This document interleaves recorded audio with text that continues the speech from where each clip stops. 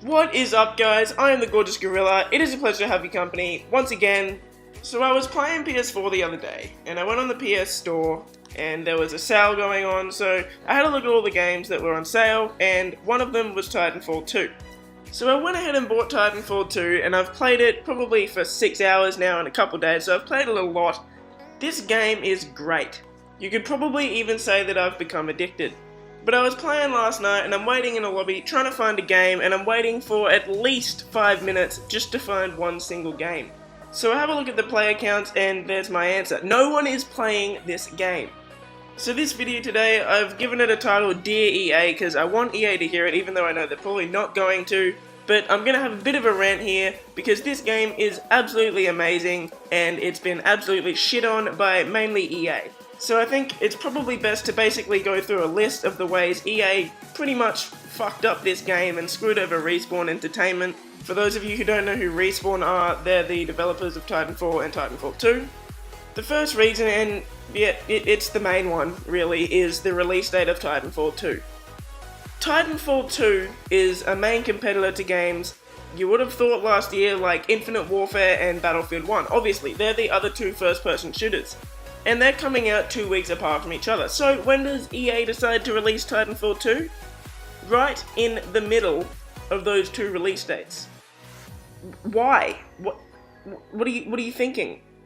Titanfall 1 was released on Xbox and PC. It wasn't released on PS4, so we know that it's not gonna have as big of a fan base as games like Battlefield and Call of Duty, games that have been on both platforms for years and years. So from a business point of view, it's not gonna work. Like, isn't that obvious? It's not gonna work if you release a game right in the middle of your two biggest competitors. Not every single person has the money to buy 3 games in the space of 3 weeks. I mean, not everyone is rich. And get this, right? This is the part that absolutely bamboozles me. I have absolutely no clue. The CEO of EA, Andrew Wilson, he's a fellow Aussie, so sorry mate, I'm gonna have to absolutely roast you here on this one. I'll put the quote up on screen now and I'll read it out. We think there's really 3 types of players. People that really love Battlefield and that kind of big strategic gameplay that will orient in that direction. The player that loves the fast, fluid, kinetic gameplay of Titanfall 2 that really orient in that direction. And the player that just has to play the 2 greatest shooters this year and will buy both. What? So basically, if you didn't understand that quote, he's saying you've got your Battlefield players and you've got your Titanfall 2 players, and then you've got this other group of players that are gonna buy both. And it sounds like he expects this to be a really big group of players. And on top of that, he doesn't even mention their biggest competitor, which is Call of Duty Infinite Warfare, releasing the week after that. So let's have a quick look at the sales of Titanfall 2 and compare it to Infinite Warfare and Battlefield 1, just to see how this strategy worked out for EA. So as of January this year, Battlefield 1 sold over 15 million copies, and if we just have a look at the top 10 selling games of 2016, you can see that in that top 10, you got Call of Duty Infinite Warfare, Battlefield 1, and look all the way down, yep, no Titanfall 2.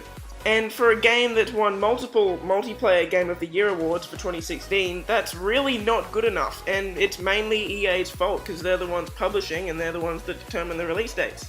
I can kind of understand why they would release it at that time of year in October, which is when it released. And I mean, I get that you want to try and get all the Christmas players and all the kids, their parents are going to buy them the games, yep, we get all that. But wouldn't it make more sense from a business point of view to release it in March, for example, when you have absolutely no competition and you can just take the market by storm and you'll get basically every multiplayer player out there to buy your game?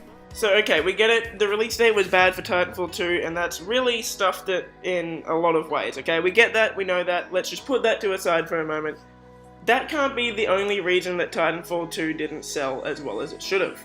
And it's not, so I guess we'll call this next one number 2, I guess, if you want to call that first bit of the rant number 1. The next reason, and this was always bound to happen after the first Titanfall game, the next reason is because the first game wasn't on PS4 or PS3. And why is that? I'm sure if you're an Xbox or a PC player you won't completely understand it, but as a PS4 player myself, one of the reasons I didn't pick up the game at launch was because it looks like they're just crying out for money, really.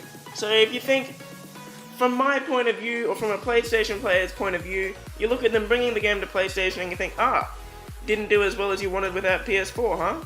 So as a PlayStation player, I'm thinking, well, you didn't give us your first game, so why should we help you out and purchase your next game? And look, no, that wasn't the only reason I didn't buy this game at launch. There were other reasons, mainly the release date, to be honest. But I guess another reason within the whole Xbox exclusivity for the first game is not all PlayStation players actually knew that the game was coming to PS4. And a main reason of that was the marketing that they used to promote the game. In a survey, and I've got this one from the Forbes.com website, so check the article out, I'll leave a link in the description if you want to have a look at that. But in a survey in the Forbes website, out of 300 people surveyed, about 27% of them thought that Titanfall 2 was Xbox exclusive, just like the first game. And I think that's a pretty big reason, and I'm pretty sure that's pretty self-explanatory as to why that's a big reason. If people don't know that your game is on their platform, they're not gonna buy it. So EA, you done fucked up there as well.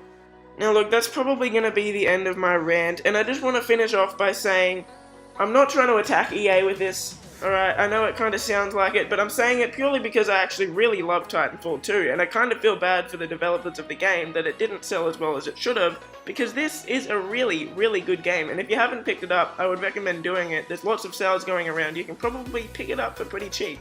So that'll bring an end to this video.